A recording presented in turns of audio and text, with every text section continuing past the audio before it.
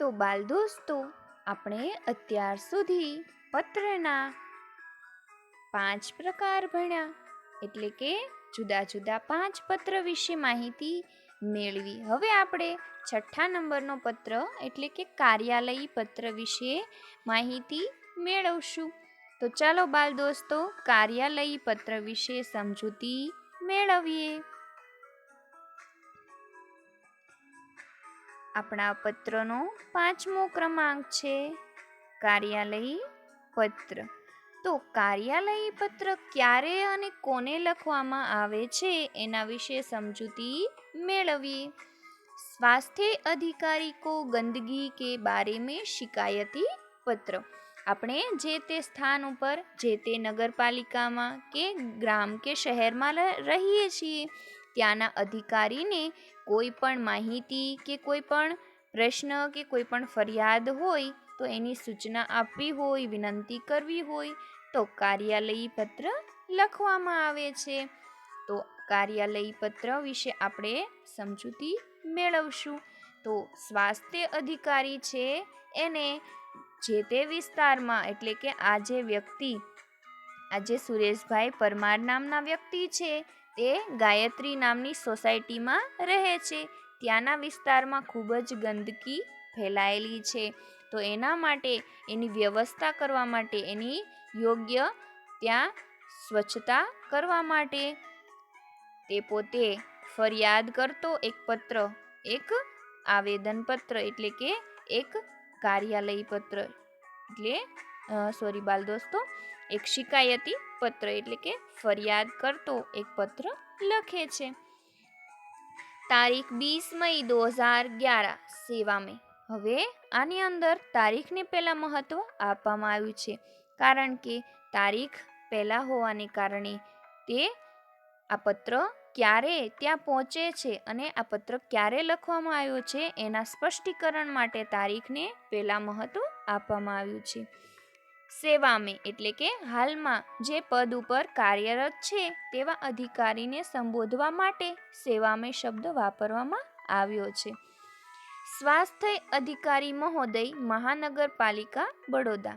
સ્વાસ્થ્ય અધિકારી મહોદયને પત્ર લખવામાં આવ્યો છે એટલા માટે એમને સંબોધવામાં આવ્યા છે. સ્વાસ્થ્ય અધિકારી મહોદય, મહાનગરપાલિકા બડોદા એટલે કે વડોદરા નગરપાલિકાના સ્વાસ્થ્ય અધિકારીને આ પત્ર લખવામાં આવ્યો છે. પછી માનવાચક શબ્દ છે માન્યવર. सविनय निवेदन है कि मैं गायत्री मोहल्ले में रहता हूँ. यह मोहल्ला पिछले कई दिनों से ठीक से साफ नहीं हो रहा है. હવે એમ કે છે સવિનય એટલે કે હું તમને નિવેદન કરું છું, વિનંતી કરું છું કે હું ગાયત્રી સોસાયટીમાં, ગાયત્રી નામનો મોહલ્લો, શેરી સોસાયટી છે એની અંદર રહું છું અને આ સોસાયટી ઘણા દિવસોથી, પાછળના ઘણા બધા દિવસોથી વ્યવસ્થિત રીતે સાફ થઈ નથી, એને ત્યાં સ્વચ્છ કરવામાં આવી નથી. आजकल शादी का मौसम है, रास्ते पर गंदगी फैली है, पास के कूड़ेदान डस्टबिन में सब जूठन डाल जाते हैं. હવે એમ કે છે કે આજકાલ હાલમાં લગ્નનો મોસમ એટલે કે લગ્નની સિઝન ચાલી રહી છે, લગ્નના જે તહેવાર છે તે ચાલી રહ્યા છે, લગ્ન પ્રસંગનો આ સિઝન છે, આ મોસમ છે, એટલા માટે રસ્તા ઉપર ગંદકી ફેલાયેલી છે. હિન્દીમાં ગંદકી બોલાય છે અને ગુજરાતીમાં ગંદકી બોલાય છે.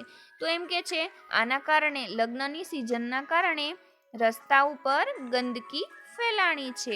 પાસ કે કૂડેદાન મેં યાની કે બાજુની કચરા પેટી, જ્યાં કચરો નાખવામાં આવે છે તે, એને ડસ્ટબિન પણ કીધું છે શબ્દના સ્પષ્ટીકરણ માટે.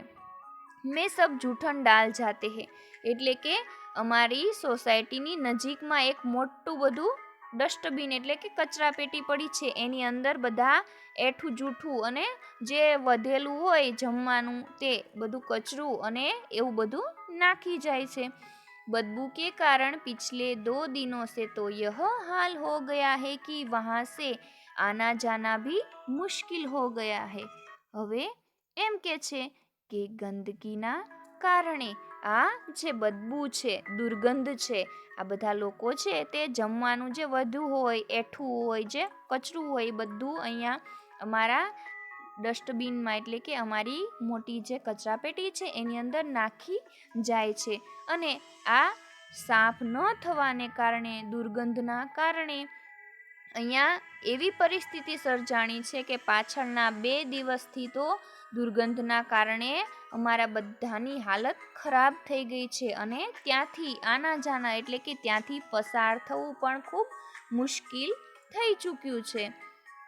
आने जाने वाले सभी लोग परेशान हो रहे हैं.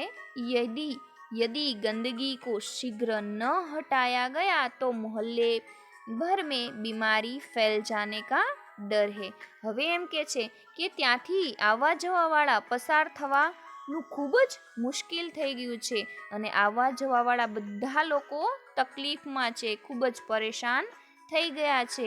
અને જો આ ગંદકીને શીઘ્ર એટલે કે ખૂબ જ ઝડપથી ન હટાવવામાં આવી, સ્વચ્છતા ન કરવામાં આવી તો આખી સોસાયટીમાં બીમારી ફેલાઈ જશે, બધા લોકો બીમાર થઈ જશે. તો આ બીમારી ફેલાઈ જવાનો અમારા બધા લોકોને ડર રહેલો છે. આશા है आप शीघ्र ही उसे हटवाने की व्यवस्था करेंगे. મને એવી આશા છે કે આપ ઝડપથી આ પરિસ્થિતિને સમજી વિચારી અને આજે કચરો છે, આજે ડસ્ટબિન છે એની અંદર કચરો હટાવી દેશો અને એની વ્યવસ્થા કરી દેશો અને અહીંયા સ્વચ્છતાની વ્યવસ્થા આપ કરી આપશો.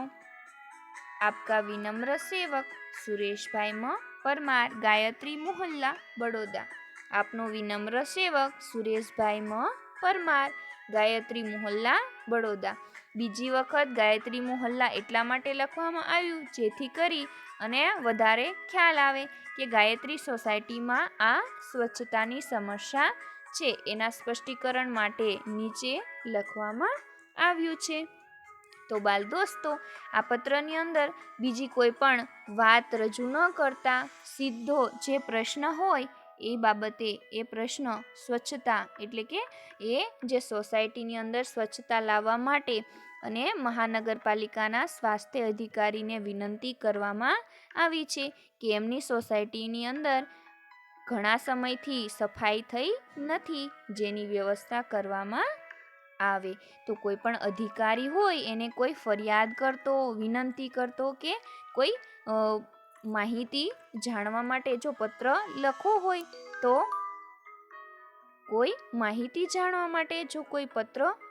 હોય તો આવી રીતે લખી શકાય છે, ખૂબ જ નાનકડો, ટૂંકો અને સચોટ રીતે. તો બાલ દોસ્તો, હવે આપણે બીજા નંબરનો પત્ર બાલ દોસ્તો આપણે 7મા નંબરનો અને આપણો છેલ્લો પત્ર એટલે કે વ્યાવસાયિક પત્ર વિશે માહિતી મેળવીએ.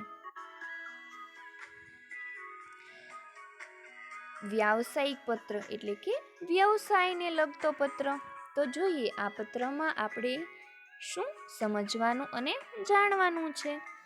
પુસ્તક કે ભેજને કે લીએ પુસ્તક વિક્રેતા કો પત્ર. હવે એમ કે છે પુસ્તકો મોકલવા માટે પુસ્તક વિક્રેતા એટલે કે પુસ્તકના મોટા વ્યાપારીને પત્ર.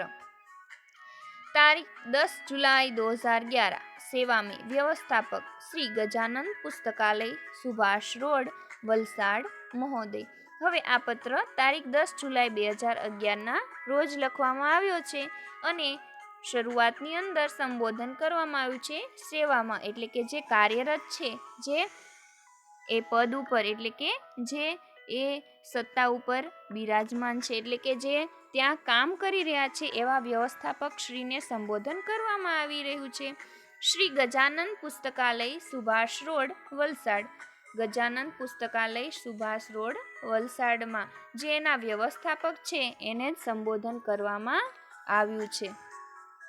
महोदय, मुझे निम्नलिखित पुस्तकों की आवश्यकता है, आप उन्हें डाक से भेजने की कृपा करें. હવે એમ કે છે મહોદય એટલે કે માનવાચક શબ્દ છે. મારે નીચે લખેલા પુસ્તકોની જરૂરિયાત છે. તમે એને ડાક એટલે કે ટપાલ દ્વારા, પોસ્ટ દ્વારા મોકલવાની મહેરબાની કરશો. નન્હા કોશ, રતિલાલ નાયક, નાલંદા વિશાલ શબ્દસાગર, શ્રી નવલજી, બૃહદ હિન્દી શબ્દકોશ, ડૉક્ટર શ્યામ બહાદુર વર્મા, ડૉક્ટર ધર્મેન્દ્ર શર્મા. સાહિત્યિક મુહાવરા લોકોક્તિ કોશ, હરિવંશ રાય શર્મા. ઉપयुक्त पुस्तकें उचित कमीशन काट कर शीघ्र ही VPP यानी कि वैल्यू पेबल पोस्ट से भेजे. હવે આજે 4 પુસ્તકો આપેલા છે, એ 4 પુસ્તકો મોકલવાના છે. એટલા માટે પુસ્તકો અને એના જેવા જ બીજા પુસ્તકો ન આવી જાય એ માટે એના લેખકનું નામ પણ સાથે લખવામાં આવ્યું છે. અને સાથે સાથે પુસ્તકો ખરીદવાવાળા જે વ્યક્તિ છે એટલે કે પ્રીતિ શાહ નામની જે છોકરી છે એ પોતે આ જે વ્યવસ્થાપક છે એને જણાવે છે કે આ 4 પુસ્તકો મને તમે ઉચિત કમિશન કાટ કરે એટલે કે એનું જે ડિસ્કાઉન્ટ આવે એની અંદર જે છૂટ મળતી હોય એટલા પૈસા કાપી અને મને પોસ્ટની અંદર એટલે કે ટપાલની અંદર પણ એ પુસ્તકો મોકલવા માટેની, પાર્સલ મોકલવા માટેની એક સુવિધા છે જેનું નામ છે વેલ્યુ પેબલ પોસ્ટ. એના દ્વારા તમે મને મોકલી દો. ભવદીય પ્રીતિ શાહ, તમારી આભારી પ્રીતિ શાહ, શાંતિ ભવન, MG રોડ, રાજકોટ 360001 यानी कि 360001. છેલ્લે એને પોતાનું એડ્રેસ લખ્યું છે કારણ કે આ એડ્રેસ ઉપર પોતે પુસ્તક મોકલાવી શકે. જે વ્યવસ્થાપક છે તે આ એડ્રેસ ઉપર એને જે પુસ્તકો મંગાવ્યા છે એ પુસ્તકો સરળતાથી પહોંચાડી શકે.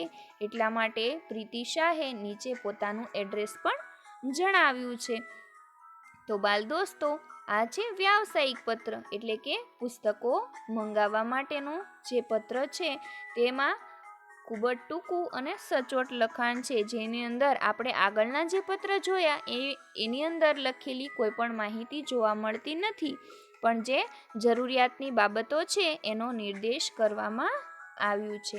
તો બાલ દોસ્તો, આપણે અહીંયા 7 પ્રકારના પત્રો વિશે ભણ્યા. 7 પત્રો છે જે અલગ અલગ છે, અલગ અલગ વ્યક્તિઓ દ્વારા અલગ અલગ વ્યક્તિઓને લખવામાં આવ્યા છે. એના વિશે સમજૂતી મેળવી. હવે આપણે આગળના વિડીયોમાં ડાયરી લેખન વિશે સમજૂતી મેળવીશું.